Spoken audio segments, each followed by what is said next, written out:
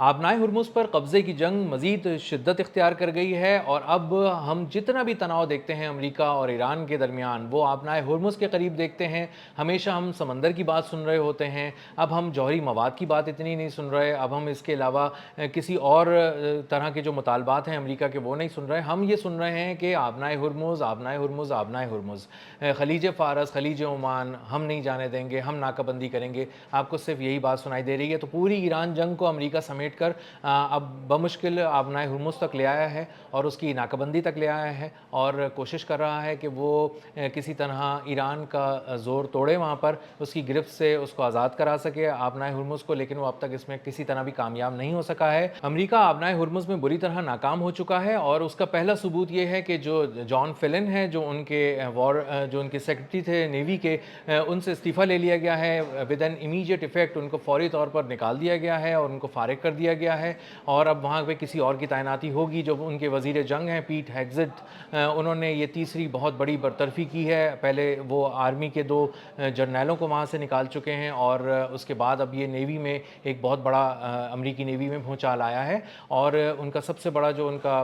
سربراہ تھا, ایک طرح سے آپ کہہ سکتے ہیں نیوی سے ہٹ کے جو سویلین سربراہ تھا, اس کو نکال دیا گیا ہے. تو یہ بنیادی طور پہ عدم اعتماد ہے امریکہ کی بحریہ پہ, امریکہ کی حکومت کا, اور انہیں اس بات کا اب اندازہ ہو چکا ہے, یہ اعتراف بھی ان کی طرف سے آ چکا ہے کہ امریکی بحریہ جو ہے وہ ناکام ہو چکی ہے, بری طرح ناکام ہو چکی ہے, ناکہ بندی میں بھی ناکام ہو چکی ہے, ایران کو روکنے میں بھی ناکام ہو چکی ہے, اور وہ اس میں بھی ناکام ہو چکی ہے کہ جو ممالک امریکہ پر اعتماد کر کے آبنائے ہرمز کو پار کر کے جانا چاہتے ہیں, وہ امریکہ کے حفاظتی حصار میں آبنائے ہرمز کو پار کر کے گزرنا چاہتے ہیں, خلیج فارس کی طرف یا خلیج عمان کی طرف جانا چاہتے ہیں, تو ان ممالک کو بھی یہ پتہ چل چکا ہے کہ امریکہ تحفظ دینے میں مکمل طور پر ناکام ہو چکا ہے. اور اگر ہمیں آبنائے ہرمز کو پار کرنا ہے, وہاں سے گزرنا ہے, تو ہمیں ایران کی ہی اجازت لینی پڑے گی, اسی سے بات کرنی پڑے گی, اسی سے ایک کوڈ لینا پڑے گا اور اس کے بعد جا کے ہم آبنائے ہرمز کو پار کر سکیں گے. اور اس کے ساتھ ساتھ جو دوسرا ایک بہت بڑا ثبوت ہے جو بتاتا ہے, جو اشارہ کرتا ہے, بلکہ واضح طور پہ بتاتا ہے کہ آبنائے ہرمز پہ ایران کا کنٹرول ہے, وہ یہ ہے کہ اب تک جب سے انہوں نے ناکہ بندی شروع کی ہے 13 اپریل سے تقریباً,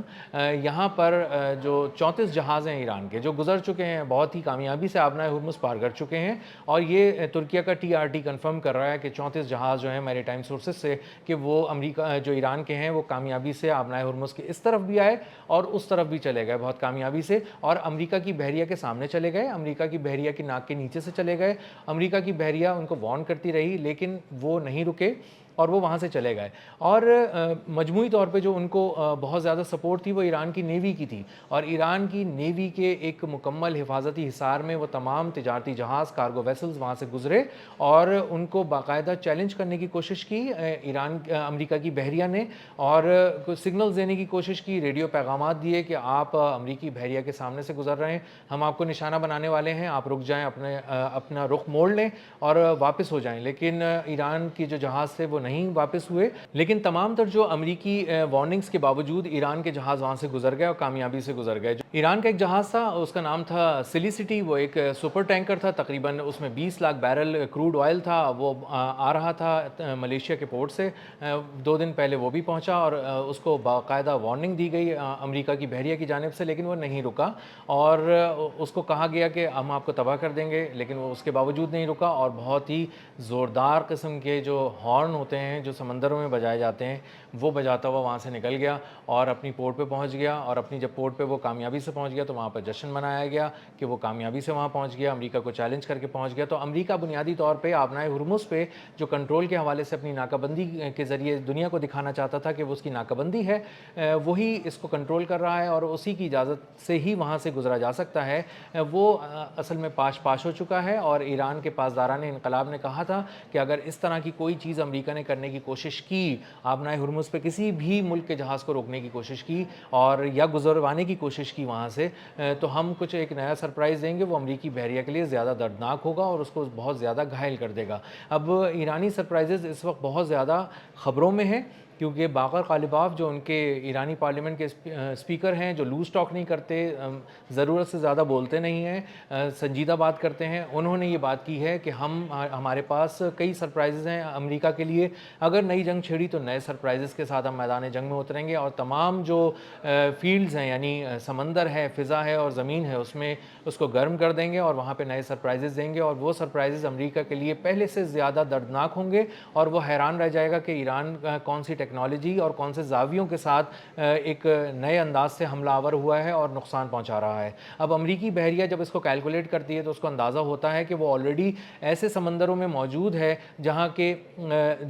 کے جو سی بیڈ ہے اس میں میزائلز لگے ہوئے ہیں، وہاں پہ جو ایسی بارودی سرنگیں ہیں جو نہ صرف تیر رہی ہیں بلکہ بہت تیزی سے ایکٹیویٹ ہو جاتی ہیں اور تیزی سے اپنے ہدف کی طرف بڑھتی ہیں، حملہ آور ہوتی ہیں اور اس کو تباہ کر دیتی ہیں ایک زوردار دھماکے کے ساتھ۔ اسی طرح بہت سارے ٹورپیڈوز ہیں جو سب میرینز میں فٹ ہوئے ہوئے ہیں ایرانی بحریہ کی، اور وہاں سے حملہ آور ہوں گے، اور جو پانی کی تہہ کے نیچے سے قیامت ایک برپا ہوگی امریکی بحریہ کے لیے، وہ ایک الگ ان کے لیے چیلنج ہے، وہ اس بات کو سمجھتے ہیں، اور یہی وجہ ہے کہ وہ خلیج فارس میں 1 مہینہ ہو گیا آگے نہیں بڑھ پاتے، زیادہ آگے نہیں آ پاتے، اور آبنائے ہرمز کے قریب آ کر اپنی ناکہ بندی کو یقینی نہیں بنا پا رہے، کیونکہ ان کو اندازہ ہے کہ ایران کی جو بحریہ ہے وہ کئی ایک زاویوں سے وار کرے گی، اور جو اس کی سپیڈ بوٹس ہیں ان پہ کچھ ایسی انہوں نے گنز لگائی ہوئی ہیں جو اینٹی شپ گنز ہیں، اور اس کو بہت ہی بری طرح نقصان پہنچائیں گی، اور جو بھی حملہ ہوگا وہ ایک ساتھ ہوگا، وہ الیکٹرانک وارفیئر کے ذریعے بھی ہوگا، میزائلز کے ذریعے بھی ہوگا، گن بوٹس بھی آئیں گی، اور سمندر کے نیچے سے بھی ایک قیامت ہے جو ان پہ ٹوٹ پڑے گی، اور اس کا مظاہرہ وہ کہیں نہ کہیں قسطوں میں بھی دیکھ چکے ہیں، اور جرالڈ آر فورٹ جو ان کا سب سے بڑا $13 ارب کا امریکی بحری بیڑا تھا، اس کو جب تباہ کیا گیا تو وہاں پہ ڈونلڈ ٹرمپ نے خود کہا کہ 17 زاویوں سے ایران نے حملہ کیا اور اس کو تباہ کیا، تو وہ ایک منظر، دردناک منظر وہ دیکھ چکے ہیں اور ان کو اندازہ ہے، اسی لیے وہ وہاں پر آگے نہیں آ پا رہے، اور ان کو پتہ ہے کہ جو آبنائے ہرمز کے قریب خلیج فارس میں اور خلیج عمان میں کنٹرول ہے وہ ایران کی بحریہ کے پاس بھی ہے۔ دوسری طرف جو کمرشل ویسلز ہیں، جو تجارتی جہاز ہیں، وہ 2000 کی تعداد میں رکے ہوئے ہیں مختلف سمندروں میں، لیکن آبنائے ہرمز کے قریب نہیں آ رہے، اس کے باوجود کہ امریکہ ان کو بلا رہا ہے، امریکہ ان کو کہہ رہا ہے کہ آئیے ہم آپ کو تحفظ دیتے ہیں، آپ آئیں اور یہاں سے گزر جائیں، لیکن انہیں پتہ ہے وہ بہت سارے انجام دیکھ چکے ہیں۔ ابھی کچھ دن پہلے ایران نے اٹیک کر کے ایک جو ویسل ہے اس کو تباہ کر دیا، صرف اس لیے کہ وہ ان کی اجازت کے بغیر آبنائے ہرمز پار کر رہا تھا، اس کانفیڈنس کے ساتھ کہ شاید وہاں پر امریکی بحریہ اس کو مدد دے گی اور اس کو گزرنے دے گی اور کوئی پرابلم نہیں ہوگی اس کو، لیکن وہ تباہ ہو گیا اور وہ اس کو ناقابل تلافی نقصان پہنچا، اور وہ اس کے بعد تمام جو دیگر بحری جہاز تھے جو کارگو لے کے جا رہے تھے وہ پیچھے ہٹ گئے۔ تقریباً 2000 جہاز بتائے جا رہے ہیں کہ آبنائے ہرمز کے قریب ہیں، ایک ٹریفک جیم ہوا ہوا ہے سمندروں میں، اور 20,000 کے قریب جو ہیں وہ سیلرز پھنسے ہوئے ہیں ان جہازوں میں، اور وہ انتظار کر رہے ہیں اس جنگ بندی کا، مستقل جنگ بندی کا، جس کے بعد ان کے کارگوز جو ہیں وہ بہت ہی آرام سے، بہت فریلی یہاں سے موو کر سکیں گے اور آبنائے ہرمز کی 2 طرف جا سکیں گے۔ لیکن اب تک جو ثابت ہوا ہے وہ یہی ہوا ہے کہ ایران نے اپنی گرفت مضبوط کی ہوئی ہے، اس کے 34 جہاز اب تک آبنائے ہرمز پار کر چکے ہیں، بحفاظت پار کر چکے ہیں، ایک نیوی ویسل، ایک